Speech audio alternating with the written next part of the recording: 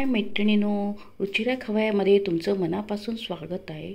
आज आपण बनवूया शेवगाच्या शेंगाची भाजी। ही शेंगाची भाजी एकदम तब्येतीसाठी म्हणजे आपली प्रतिकारशक्तीसाठी आणि हाडांसाठी, लिव्हरसाठी एकदम चांगली आहे। त्यासाठी लागणारे साहित्य बघूया। हे आपण कांदे घेतले, शेवगाच्या शेंगा घेतले, टोमॅटो घेतले, बटाटे हे ऑप्शनल आहे, तुम्हाला टाकायचे तर टाका नाहीतर नका टाकू। आणि खोबरे आहे आणि लसूण आहे, कोथिंबीर आहे, मीठ आहे, तिखट आहे, हळद आहे, मोहरी आहे आणि तेल आहे। आता तेल तापत ठेवलेलं आहे आणि आपण त्याच्यात मोहरी टाकूया। मोहरी तडतडली की ते 3 मोठे कांदे चिरून घेतले ते टाकूया आणि जरा परतून घेऊया त्याला आपण आणि झाकण ठेवून 2 मिनिटे ठेवूया। कांदा चांगला झाला आहे। आता आपण त्याच्यात टोमॅटो टाकूया।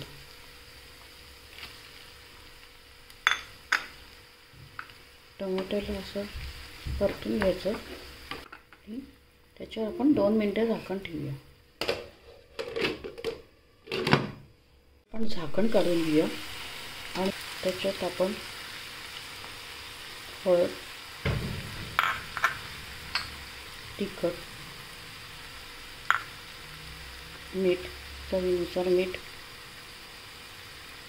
आणि हे हलवून घेऊया। आता आपण त्याच्यात शेवग्याच्या शेंगा टाकणार आहे आणि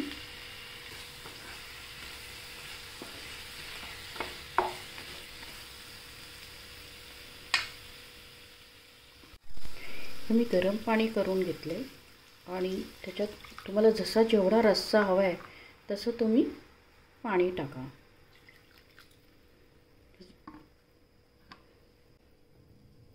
त्याला चांगली उकळी येऊ देऊ आणि त्यात आपण बटाटे उकडून घेतले ते पण टाकूया। हे ऑप्शनल आहे, तुम्हाला टाकायचे तर टाका नाहीतर नका टाकू आणि हलवून घेऊया। आता आपण तुम्ही सगळा मसाला हा जे आपण खोबरं, लसूण हे वाटून घेतलं होतं, मिक्सरमध्ये वाटून घेतलं, हे आपण भाजी उकळल्यानंतर टाकायचं।